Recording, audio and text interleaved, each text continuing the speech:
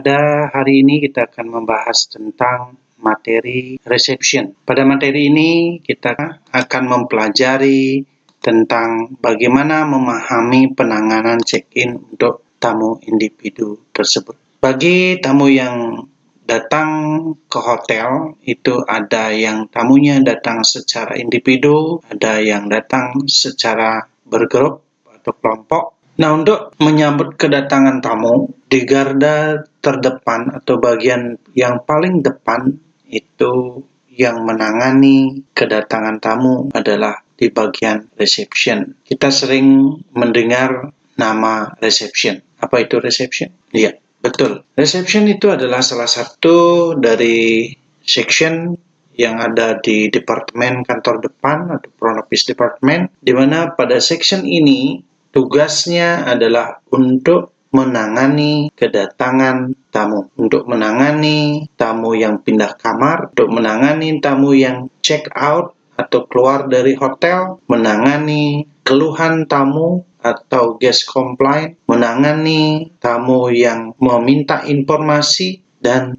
menangani segala aktivitas yang lainnya yang dibutuhkan oleh tamu yang berada di hotel. Jadi reception ini adalah bagian atau salah satu section yang sangat penting sekali di hotel, karena di bagian ini itu dikatakan the first and the last impression during the guest stay at the hotel. Jadi reception biasanya dikatakan sebagai ujung tombak daripada pelayanan yang ada di hotel, karena pertama tamunya datang, kemudian sampai tamunya meninggalkan hotel itu biasanya selalu informasinya harus ditangani oleh reception. Jadi bagian ini sangat penting sekali bagi hotel itu sendiri. Dan ada yang mengatakan bahwa reception itu is the whole heart and the nerve center of the guest activities. Jadi reception itu adalah hub, sumbu, heart, jantung,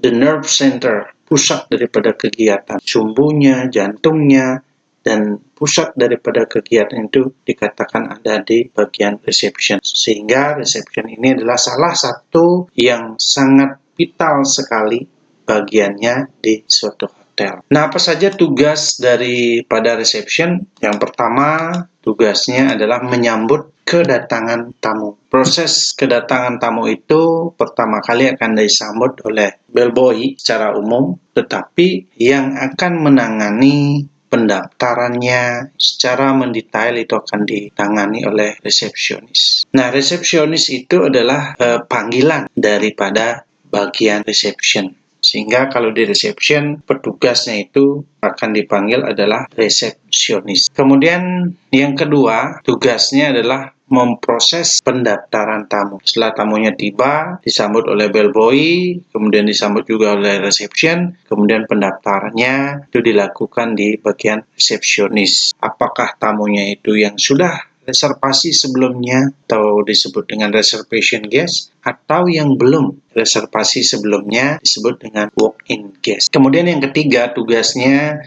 adalah mempersiapkan kedatangan tamu dan menentukan kamar untuk tamu. Jadi reception itu bertugas untuk menyiapkan kedatangannya dari persiapan alat bahan, kemudian persiapan lainnya, kemudian kamarnya nanti akan ditentukan sesuai dengan keinginan tamu. Kemudian yang keempat itu menangani kunci kamar tamu. Harus dilakukan oleh seorang reception, seperti tugas lainnya melayani tamu yang punya permasalahan, keluhan, kemudian melayani tamu yang ingin meminta penjemputan dan lain sebagainya. Itu tugas daripada resepsionis. Nah, kemudian sebagai seorang resepsionis, sebelum kita menangani kedatangan tamu, maka ada persiapan yang harus disiapkan oleh petugas sehingga dalam pelaksanaan kegiatan bisa berjalan sesuai dengan rencana yang dilakukan. Nah, persiapnya apa saja? Tentu di sini ada persiapan diri, persiapan alat, dan bahan. Kemudian yang kedua, Penting bagi seorang resepsionis itu untuk membaca buku komunikasi atau logbook. Sebelum kita mulai kegiatan pagi hari, pada saat kita bekerja di pagi hari, itu yang pertama kita akan lakukan adalah untuk membaca buku komunikasi atau logbook. Fungsinya apa? Fungsinya untuk kita dapat mengetahui kejadian, informasi, ataupun masalah-masalah yang terjadi sebelumnya, sebelum kita bekerja. Jadi, buku ini adalah buku komunikasi untuk mengetahui apa sih masalah yang sudah terjadi, sudah ditangani atau belum, masih memerlukan follow up atau belum, itu di sini informasinya akan disediakan. Jadi kita baca itu untuk menindaklanjuti kejadian yang belum di follow up atau belum ditindaklanjuti. Kemudian kita sebelum melakukan tamu check-in atau menghandle tamu check-in, itu kita juga akan mengakurasi status kamar, mengakuratkan. Jangan sampai ada yang status kamar seperti OO, kemudian ada vacant, dirty, itu kita kasih ke tamunya. Jadi kita harus mengecek mana status-status kamar yang bisa kita jual, mana status kamar yang belum bisa kita jual. Jadi kita akuratkan, pastikan. Jangan sampai ada perbedaan status dengan housekeeping. Itu sering disebut kalau di hotel itu namanya room discrepancy. Itu perbedaan status laporan kamar. Misalnya kalau di front office statusnya masih OO, sedangkan di housekeeping sudah diperbaiki, tapi tidak diperbaharui, sehingga front office tidak berani menjual kamarnya. Maka yang rugi siapa? Yang rugi adalah hotel. Atau sebaliknya, OO ada di housekeeping, sedangkan vacant clean itu statusnya ada di front office di kamar yang sama. Maka ketika ada tamu, front office menjual kamar tersebut. Ketika ke kamar, ternyata kamarnya rusak. Yang rugi siapa? Tetap hotel. Karena tamunya akan komplain, kenapa dikasih kamar ya? Kemudian yang keempat, menghitung kamar. Nah, ini sangat penting juga. Seorang front office harus mampu menghitung kamar. Yang dimaksud dalam menghitung kamar di sini adalah pada hari ini kamar yang dijual tersedia atau tidak. Fungsi utama dari menghitung kamar ini adalah untuk mengetahui ada atau tidak kamar yang bisa dijual pada hari ini. Itu contoh misalnya ada kamar yang check out hari ini, ada yang kamar check in hari ini, kemudian ada kamar yang sudah terisi. Nah, ini harus kita mampu hitung berapa yang masih kosong yang harus kita jual. Jangan sampai kita menjual kamar melebihi dari jumlah kamar yang kosong yang bisa kita jual. Kemudian blok kamarnya. Fungsinya memblok kamar, yang namanya memblok itu adalah menutup, sehingga ketika kamar yang kita blok itu kamarnya sudah terjual, maka kita tidak menjual lagi. Karena sudah terblok. Kalau tidak terblok, kita masih ragu-ragu, oh ininya kamarnya masih bisa dijual atau enggak. Sehingga kita blok saja kamarnya atau memblok kamarnya, mana yang sudah dijual. Biasanya ada untuk ngeblok kamar itu ada warna-warna tertentu sesuai dengan keinginan atau sesuai dengan standar hotelnya. Ada yang warna misalnya putih untuk tamu VIP, misalnya oranye untuk tamu biasa, ya tergantung daripada kebutuhan daripada hotel itu sendiri. Kemudian laporan status kamar. Nah, laporan status kamar ini hampir sama dengan mengakuratkan status kamar. Kalau yang mengakuratkan, kita pastikan status kamar yang. Kalau di laporan status kamar, kita harus melaporkan statusnya ini, status kamarnya ini ke bagian-bagian departemen. Seperti yang tadi, kita harus melaporkan kepada housekeeping melaporkan kepada front office, sehingga hal yang kita sebutkan tadi, room discrepancy itu tidak terjadi. Sehingga ketika sama status kamarnya, maka kalau kamarnya itu adalah vacant clean, maka kamarnya kosong bersih, siap untuk dijual.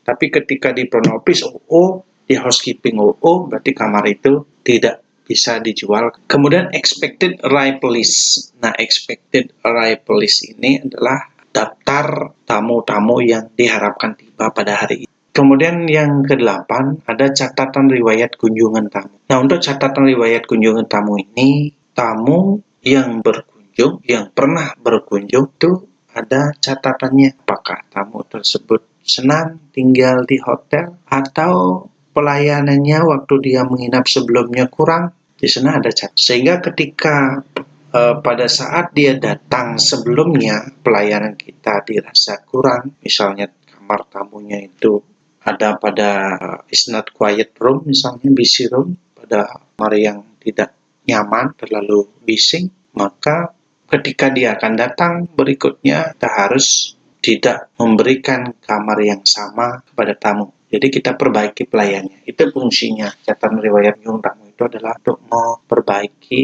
apa yang sudah terjadi. Kemudian yang terakhir, itu kita harus mengecek daftar tamu-tamu penting hotel. Karena ada tamu-tamu penting hotel yang menginap itu harus diberikan pelayanan. Ada kategorinya, tamu-tamu oleh reception sebelum kita menangani kedatangan. Nah, kita akan bahas sekarang di yang pertama, yaitu persiapan dirinya seperti apa, alat dan bahannya apa saja yang digunakan. Nah, persiapan diri seorang reception tentu ketika kita bekerja penting sekali dalam menyiapkan istilah yang ada di hotel itu personality-nya, personal kita, kepribadian kita harus sesuai dan harus bagus sehingga tamu yang datang mendapatkan kepercayaan bahwa dia memang tepat untuk memilih hotel yang dia menginap dan diberikan pelayanan yang baik oleh employee atau karyawannya. Nah, dari kata-kata personality ini, itu kita bisa gambarkan bagaimana persiapan diri yang harus dilakukan seorang guest reception. Yang pertama, pleasantness. Pleasantness ini bagi seorang staf hotel harus memiliki sifat yang ramah dan juga ceria. Dalam artian, ketika tamu yang datang ke hotel kita harus sambut dengan ramah dan dengan muka yang ceria. Usahakan ketika kita menangani tamu tidak terbeban oleh masalah-masalah kita yang ada di rumah. Tidak boleh kita membawa. Kemudian yang kedua ada eager. Eager ini adalah antusias. Kemudian yang ketiga respect. Respect itu kita harus menghormati tamu. Apalagi customer is the king. Tamu itu adalah raja. Sehingga raja perlu dihormat. Kita harus hormat terhadap tamunya. Dalam artian kita harus memberikan pelayanan yang. Kemudian yang keempat, sense of responsibility. Punya rasa tanggung jawab. Jadi ketika kita bekerja harus ada tanggung jawab. Kalau di reception, tanggung jawab kita adalah melayani setiap tamu yang datang. Memberikan pelayanan yang penuh kepada tamu. Tanggung jawab ini penting sekali. Perlu dilakukan oleh seorang karyawan khususnya di reception. Kemudian ada orderly mind, jiwa penolong. Itu kita harus selalu membantu tamu. Jangan kita mau membantu tamu ketika ada imbalan. Oh, tamu ini tamu yang suka mengasih saya tipping. Saya harus tolong dia. Oh, tamu ini pelit, tidak pernah kasih tipping. Saya tidak mau bantu dia. Rasa seperti itu harus dihilang.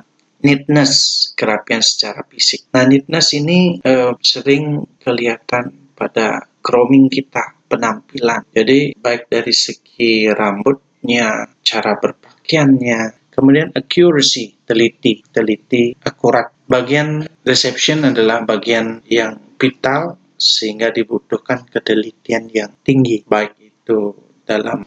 Kemudian ada loyalty ini setia. Nah, seorang reception kadangkala waktu kita tidak bisa on time. Ketika pulang kita dituntut standby lagi beberapa menit, itu harus kita mempunyai jiwa yang loyal. Sehingga kemudian yang berikutnya intelligent itu adalah kepandaian, cakapan. Ya tentu di sini kita dituntut untuk mampu minimal bisa bahasa asing, terutamanya dalam bahasa Inggris. Nah, kita berkomunikasi, tetapi tidak hanya kecakapan dalam bahasa saja, kecakapan dalam memberikan informasi, memberikan pelayanan itu juga sangat diperlukan sekali di bagian itu, intelligent itu, pandaian, cakapan. Kemudian touchful ini adalah keputusan yang bijaksana. Artinya kita mampu memberikan keputusan kepada tamu sehingga tamu itu tidak sampai dia komplain terlalu berkepanjangan. Apakah bagaimana keputusan keputusannya itu harus kita berikan secara bijaksana, tapi sesuai dengan aturan yang berlaku di hotel. Juga di sini kita tidak boleh memberikan keputusan di luar daripada wewenang kita sebagai seorang reception. Kemudian yang terakhir itu ada yearning to be a good receptionist. Jadi dari sekarang kalian harus bercita-cita, saya ingin menjadi apa? Apakah jadi housekeeping? Apakah jadi bellboy, reception? Anda harus punya keinginan untuk menjadi sesuatu yang Anda dambakan atau yang Anda inginkan ketika bekerja di hotel. Ini sangat penting sekali karena ketika kalian sudah punya motivasi bekerja menjadi seseorang A, B, dan C, maka kita akan mengerjakan sesuatu itu dengan sepenuh. Jadi inilah personality yang harus kita lakukan, harus kita persiapkan jika nanti kita memutuskan diri menjadi seorang resepsionis. Nah, berikutnya ada alat yang disediakan di hotel. Alat-alat itu kita harus bisa ketahui. Nah, alat ini biasanya alat yang mendukung daripada kinerja seorang resepsionis di hotel. Itu dari semua hotel, alat yang digunakan berbeda-beda, tergantung kebutuhan dari hotel tersebut, tergantung dari kelas-kelas hotel itu juga. Nah, pada umumnya yang pertama itu ada front desk atau sering disebut dengan reception desk atau counter. Nah, ini adalah bentuknya seperti meja panjang di sini. Ada meja panjang. Nah, meja panjang ini biasanya fungsinya adalah untuk menaruh alat-alat lain yang digunakan oleh reception. Pada penerimaan tamu biasanya menggunakan counter, tetapi bentuk counternya ya berbeda-beda, tergantung juga seperti yang tadi kita sebutkan kebutuhan dari hotel itu sendiri. Kemudian ada yang masih menggunakan manual key, pasti mereka akan menyediakan yang namanya key and meal rack, di mana fungsi dari key and meal rack ini adalah untuk menyimpan kunci dan surat. Nah, bagi tamu yang keluar dari hotel dan menitipkan kunci kamarnya di reception, itu akan ditaruh sesuai dengan nomor kamarnya. Jadi kuncinya ini akan ditaruh di lubang kunci itu. Ketika ada surat yang masuk juga akan ditaruh sesuai dengan nomor kamar yang dituju. Ini key and meal rack. Kemudian ada safety deposit box. Nah, safety deposit box itu kalau di reception beda dengan di room. Kalau di room itu adalah satu box safety box-nya. Tapi kalau di reception itu ada banyak. Karena kemungkinan tamu itu lupa menaruh di kamar, dia mau menitipkan di reception. Nah, fungsinya safety deposit box ini adalah biasanya untuk menaruh barang-barang berharga milik tamu. Apa saja itu barang berharga? Seperti paspornya, kemudian barang-barang berharga lainnya itu ditaruh di safety deposit box. Kemudian ada Peximile mesin. Nah, Peximile mesin ini biasanya digunakan untuk pengiriman fax, ya, pengiriman berkas, surat atau apa. Jadi bentuk Peximile ini dia seperti mesin fotokopi jarak jauh. Jadi kita mengirim file, nanti terkirim seperti fotokopi jarak jauh. Kemudian ada telepon. Nah, telepon sesuai dengan fungsinya itu adalah alat untuk menerima dan menyambungkan telepon atau menyambung informasi, baik itu menerima atau menyambungkan menuju seseorang untuk komunikasi. Itu alat yang sangat cepat kalau di hotel dalam proses informasinya dibandingkan dengan komunikasi yang lainnya. Kemudian ada komputer.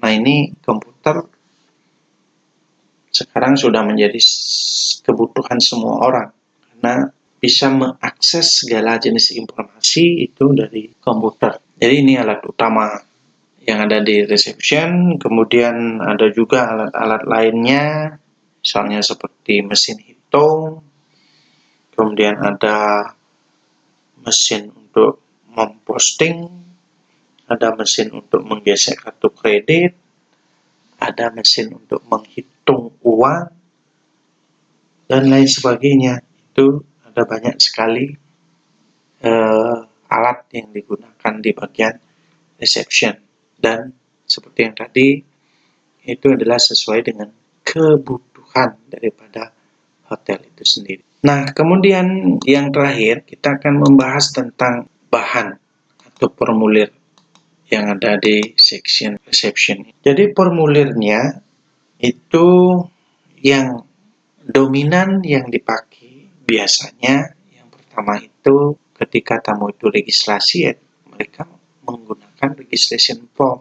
Nah, isiannya biasanya hampir sama antara satu hotel dengan yang lainnya. Fungsinya adalah untuk mencatat informasi tamu atau calon tamu yang menginap di hotel. Semua data tamu direcord, dicatat di dalam registration form. Nah, bagaimana cara pengisiannya? Nanti di video-video selanjutnya kita akan bahas. Kemudian yang kedua ada guest card. Guest card itu adalah kartu tamu, mirip seperti KTP. Nah, biasanya kartu tamu ini fungsinya adalah untuk menunjukkan identitas diri bahwa tamu tersebut sebagai bagian daripada hotel. Memang benar tamu hotel. Juga ditunjukkan untuk mendapatkan fasilitas-fasilitas yang disediakan di hotel. Jadi penting, tetapi tidak semua hotel menggunakan guest card. Kemudian yang ketiga ada breakfast coupon. Nah, breakfast coupon ini berupa voucher yang fungsinya untuk mendapatkan makan pagi. Ketika kita ke restoran untuk makan pagi, itu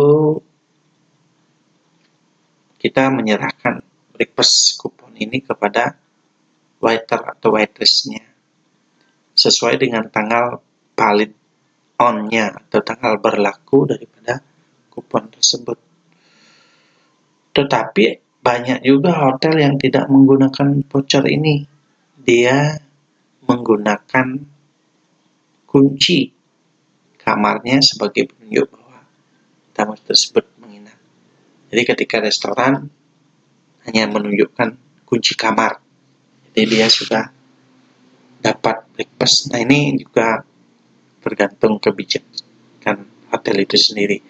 Kemudian ada welcome drink coupon. Nah, fungsinya welcome drink coupon ini biasanya kadang ada tamu yang check-in, kemudian pada saat check-in dia tidak diberikan welcome drink, atau tamunya itu bisa memilih welcome drink itu kapan saja dia inginkan, maka voucher ini fungsinya untuk mengambil welcome drink. Bisa saja dia mengambilnya besoknya, tetapi fungsinya ini juga hanya berlaku dalam satu kali pengambilan, tidak lebih dari satu kali. Itu untuk welcome drink. Kemudian ada namanya cash receipt. Nah, cash receipt ini biasanya fungsinya adalah untuk tanda bukti bahwa tamu itu sudah membayar DP. Jadi bukti yang tertera di sini adalah bukti bahwa tamu tersebut sudah membayar down payment. Sehingga tamu ketika membayar cash, dia punya bukti, oh saya betul membayar cash. Buktinya dia membawa cash receipt. Sama dengan kwitansi, kalau kalian pernah membayar secara tunai, itu menggunakan kwitansi, itu fungsinya sama. Nah, kemudian ada juga formulir lain yang digunakan oleh hotel itu ada namanya expected arrival list. Jadi sebelumnya kita harus ngecek apakah tamu itu dia reservasi atau tidak reservasi. Ketika tamu itu reservasi, berarti dia tercatat dalam expected arrival list. Tapi kalau tamu itu tidak reservasi, dia tidak akan tercatat dalam expected arrival list. Kemudian ada juga formulir yang digunakan itu seperti sleep out form, misalnya kalau tamunya tidurnya tidak di hotel tetapi dia masih tercatat dalam menginap di hotel, dia bukan sleep out form. Kemudian ada juga guest bill. Guest bill ini ketika tamunya nanti check out, fungsinya itu dicatat harga kamarnya, kemudian apa saja yang digunakan tamu selama menginap yang akan dibayar itu dicatat dalam guest bill atau nota tamu. Nah, itu beberapa formulir yang digunakan oleh reception. Jadi untuk secara detail fungsinya, cara mengisinya itu kita akan pelajari pada video tutorial berikutnya. Nah, Bapak kira hari ini segitu saja informasi yang bisa disampaikan tentang check-in untuk tamu individu. Jadi kita sudah mengenal sekarang alatnya apa yang digunakan, bahannya apa saja, dan bagaimana sikap personality kalian sebagai seorang reception harus dilakukan secara baik. Demikian materi untuk hari ini. Kita ketemu lagi pada materi selanjutnya. Terima kasih.